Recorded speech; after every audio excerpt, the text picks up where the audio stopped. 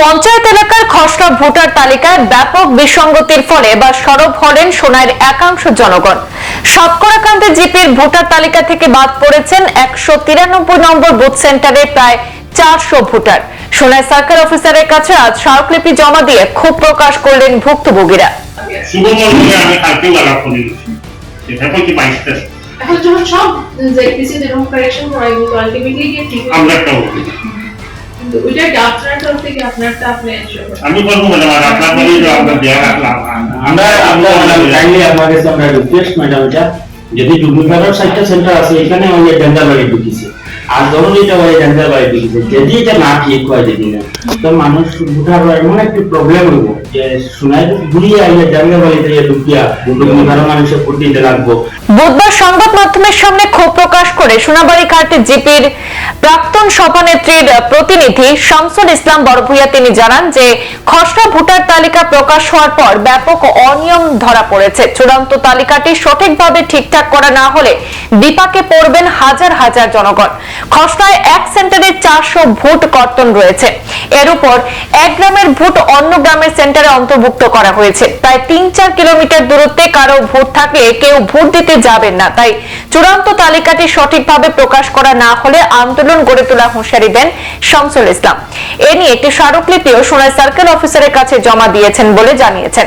এদিকে সাতকড়াকান্দি জিপির খসড়া ভোটার তালিকার বিসঙ্গতির খবর পেয়ে বুধবার জিপি কার্যালয়ে ছুটে যান সার্কেল অফিসার মারিয়া তানিম। তিনি খসড়াটি দেখে বিষয়বস্তু জানার চেষ্টা করেন জিপি সচিব মিফতা উদ্দিন মজুমদার এবং স্থানীয় লোকদের কাছ থেকে।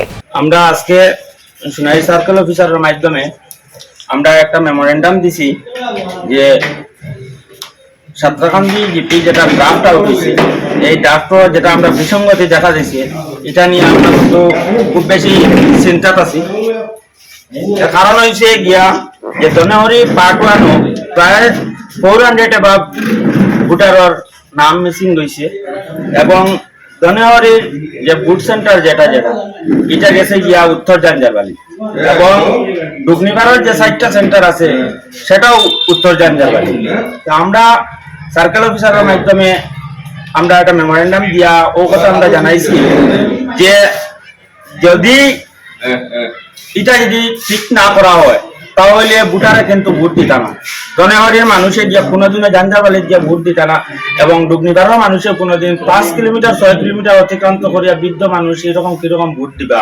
এবং এই যে ড্রাফট আউট হয়েছে আমরা সরকারি যারা আমরা কাজ করছেন তারা কিরকম এই কাজটা করলে যে প্রায় 400 এবার মানুষের নাম মিসিং হইতেছে তারা কইতে পারে না তারা কিভাবে যেন এই ড্রাফট করলো এটা লাগে তারা আমরা ধিক্কার জানাই আর যারা এই ড্রাফট করছে তারা আমরা ধিক্কার এবং নিন্দা জানাই আর অতি সত্বর আমরা যদি এটা ঠিক না হয় যদি ফাইনাল লিস্ট আউট হওয়ার আগে যদি এটা যদি না ঠিক হয় যদি খসড়া যদি ঠিক না হইয়া হয় যদি তাহলে আমরা বৃহত্তর আকারে আমরা গণতান্ত্রিক পদ্ধতিতে একটা আন্দোলন করিয়া তুলমু যেটা আমরা এক বিন্দু বরাবর আমরা পিছিয়ে যেতাম না। যেটা নিয়ে আমরা দেখি আর এখন আমরা যেটা মৌলিক যেটা অধিকার এই অধিকারটা খর্ব করার লাগে এটা ষড়যন্ত্র নাকি এটা আমরা বুঝতে পারি না। আমি মনে করি নি আর এটা একটা ষড়যন্ত্র যে একটা মাইনরিটি মানুষের এলাকার এইরকম যে বিসঙ্গতি যেটা দেখা দিছে সেটা একটা ষড়যন্ত্র বলে আমি মনে করি নি। আর যার কারণে আমি আমরা প্রথম আজকে আমার ম্যাডাম এখানে আইসেন সাতকড়াকান্দি জিপি কার্যালয়ে এবং জিপি সেক্রেটারির মাধ্যমে আমরা একটা মেমোরেন্ডাম দিয়েছি এবং আমরা জিপি সেক্রেটারির কাছে দিয়েছি আমরা এবং কপি আমরা ভিডিও সার্টেও দিব। অতি সত্বর আমরা এটা ঠিক হইতে লাগে না হইলে আমরা বৃহত্তর আকারে আন্দোলন করিয়া তুলব। সংবাদ এই পর্যন্তই, ফিরছি পরবর্তী অন্যান্য আপডেট নিয়ে। ধন্যবাদ।